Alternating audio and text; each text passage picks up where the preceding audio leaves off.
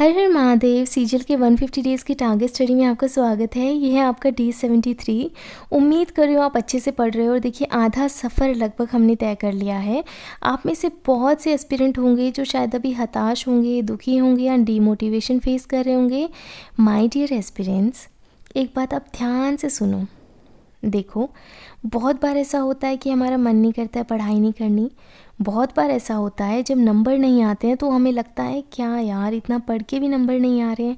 बहुत बार ऐसा होता है कि बहुत से फैक्टर ऐसे हो जाते हैं आसपास सराउंडिंग के जो हमें डीमोटिवेट कर देते हैं। फैमिली वाले भी कभी कभी बहुत सी बातें बोल देते हैं, रिलेटिव्स बहुत बातें बोल देते हैं। आपका फ्रेंड सर्कल हो सकता है अभी इंजॉय कर रहा हो या कोई एक आधा आपका दोस्त कामयाब हो गया हो तो उसका भी आपको कई बार आप एनवी फील करते हो या आपको बुरा लगने लग जाता है। Which is okay. एक ह्यूमन होने के नाते ये सब बहुत ही नॉर्मल टेंडेंसी है, हर इंसान के साथ में हो जाती है। लेकिन आप एक बात सोचिए, अभी अगर आप डीमोटिवेट हो भी गए तो इससे आपका क्या बेनिफिट है? आप तो अपना नुकसान ही कर रहे हो ना।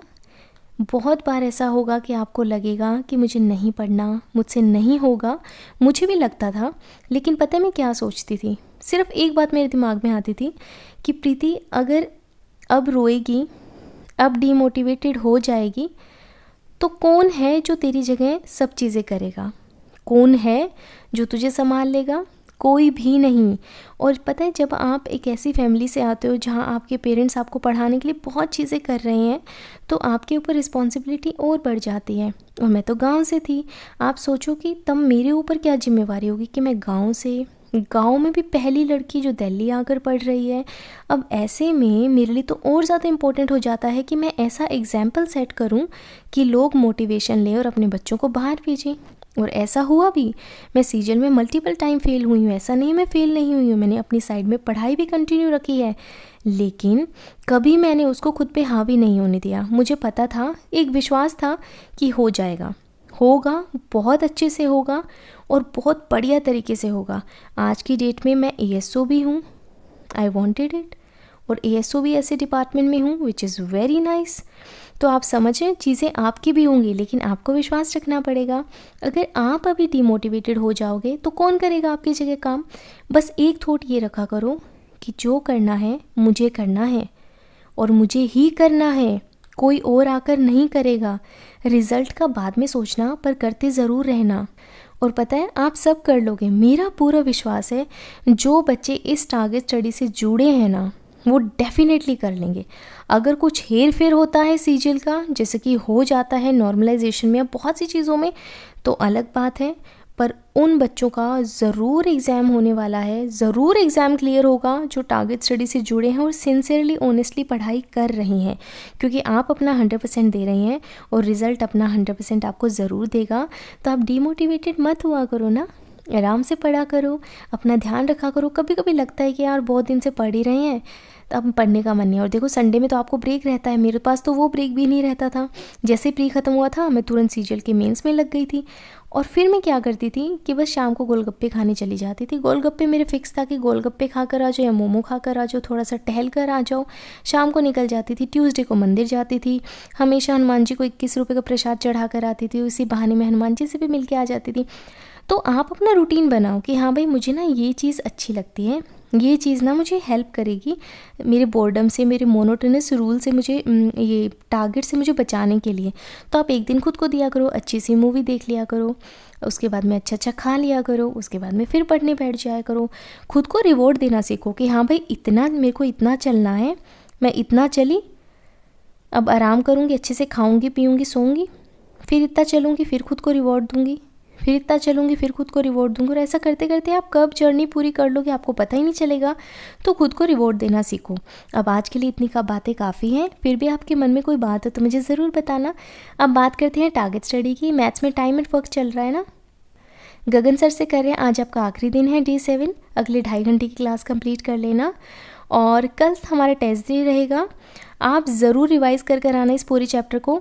साथ ही देखिए क्लास ख़त्म होने के बाद 30 क्वेश्चन अपनी बुक से भी प्रैक्टिस कर लेना, वो करना बहुत इंपॉर्टेंट है। 2.5 घंटे आपको लग जाएंगे टारगेट करने में। रीजनिंग में मैथमेटिकल ऑपरेशंस इंपॉर्टेंट है, कैलकुलेटिव भी है, तो इवन कमल सर से करना। 2 घंटे 39 मिनट की क्लास है।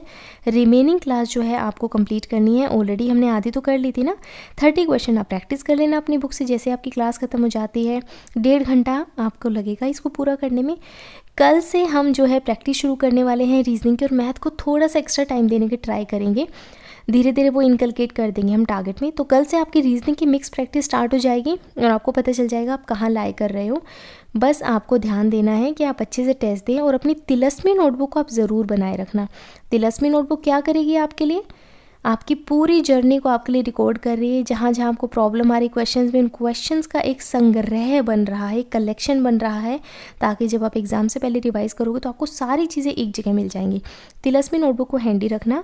उम्मीद करूँ कि आप सब बना भी रहे होंगे तिलस्मी नोटबुक। बहुत से बच्चे हैं जो बनाते ही नहीं है, तो आप मेनटेन रखना उसको। इंग्लिश में कॉम्प्रीहेंशन में एडिटोरियल करना श्रीकांत सर का 11 अक्टूबर वाला। बस कुछ एडिटोरियल बचे हैं, उनको हम कंप्लीट कर लेंगे ना। उसके बाद में श्रीकांत सर के एडिटोरियल हम बंद करेंगे। इंग्लिश की भी मिक्स प्रैक्टिस स्टार्ट कर देंगे।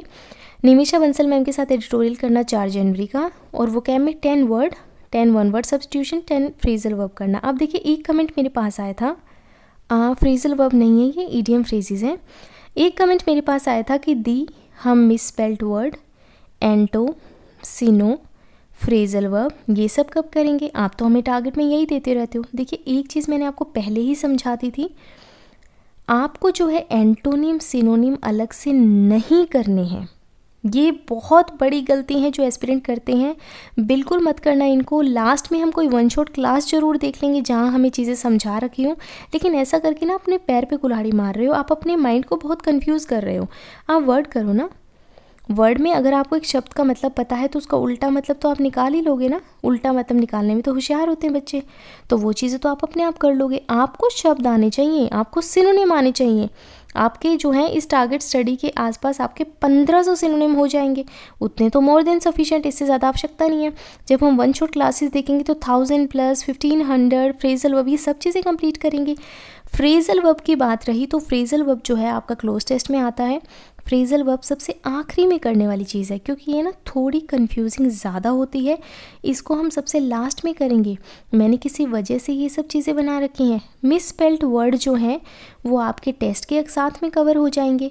आप कितने मिस स्पेल्ट वर्ड कर लोगे, कितनी स्पेलिंग्स कर लोगे आप। जब आप इंग्लिश दोगे, इंग्लिश का पेपर करोगे, टेस्ट दोगे, रीडिंग्स करोगे, एडिटोरियल करते हो, तो साथ के साथ आपकी ये सब चीज़ें तो हो ही रही है ना। अब आप अलग से लेके बैठोगे, गलत स्पेलिंग लेके बैठ जाओगे, अरे यहाँ पे गलती है, यहाँ पे गलती, ये सब थोड़ी होता है ना। स्मार्टली पढ़ाई करो ना आप।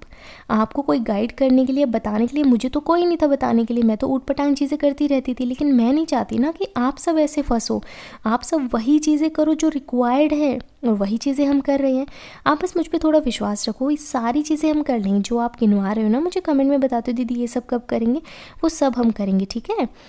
अब देखिए कैलकुलेशन में रेमो सर की पार्ट 10 वाली क्लास करनी है, परफेक्ट स्क्वायर वाली, 49 मिनट की है। स्क्वायर रूट वाली ये कर लेना, 1 घंटा आपको यहाँ लगेगा। जीके में इकोनॉमिक्स कर रहे हैं 10 वीडियोस की playlist. Chapter 4 demand and supply, inflation कर लेना, 1 घंटे 15 मिनट की क्लास है, ध्यान से समझना। एक कमेंट मेरे पास आया था कि दी इकोनॉमिक्स जो है हमें परमार सर से समझ में नहीं आ रही है, विच इज़ ओके।